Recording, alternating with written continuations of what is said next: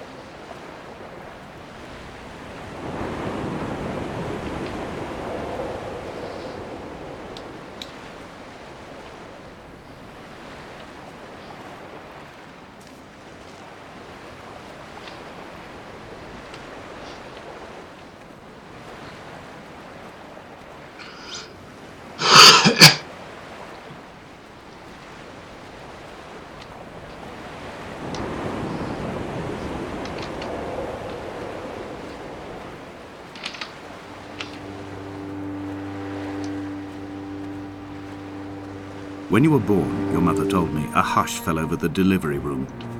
A great red birthmark covered the left side of your face. No one knew what to say, so you cried to fill the vacuum.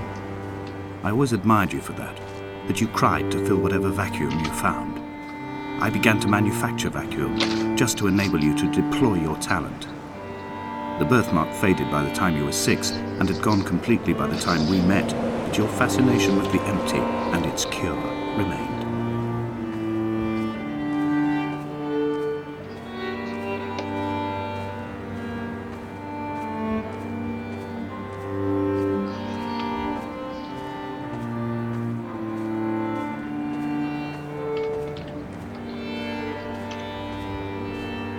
A wonderful sight.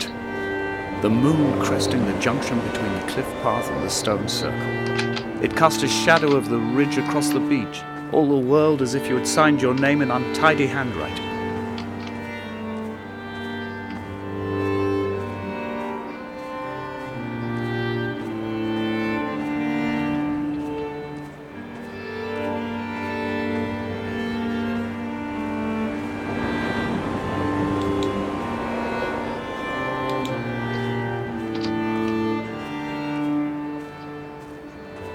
When someone had died or was dying, or was so ill they gave up what little hope they could sacrifice, they cut parallel lines into the cliff, exposing the white chalk beneath. You could see them from the mainland or the fishing boat, and know to send aid or impose a cordon of protection, and wait a generation until whatever pestilence stalked the cliff paths died along with its hosts. My lines are just for this: to keep any would-be rescuers at bay. The infection is not simply of the flesh.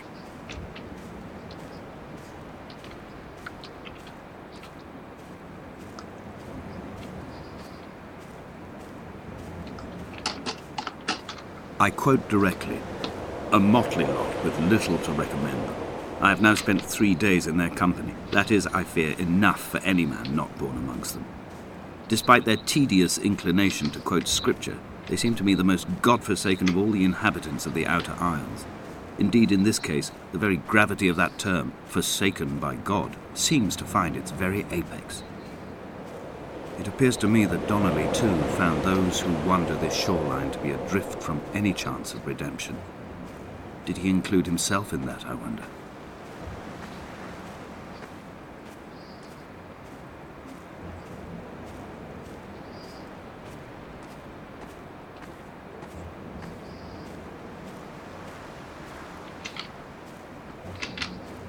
Dear Esther, I met Paul.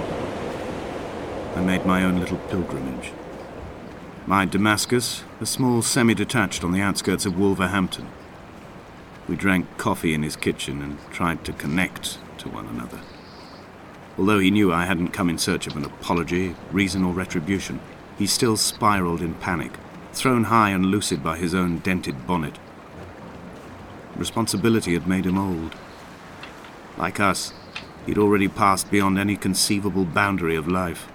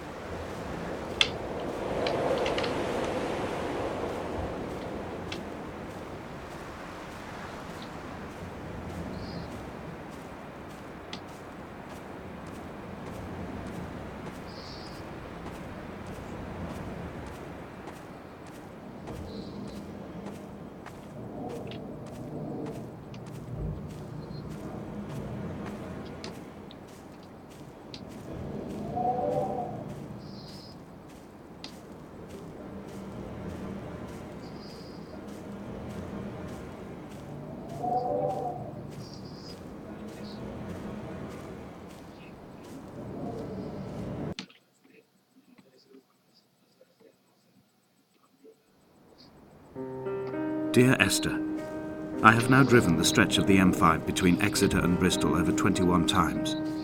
But although I have all the reports and all the witnesses, and have cross-referenced them within a millimetre using my Ordnance Survey maps, I simply cannot find the location. You'd think there would be marks to serve as some evidence. It's somewhere between the turn-off for Sanford and the welcome brake services. But although I can always see it in my rear-view mirror, I have as yet been unable to pull ashore.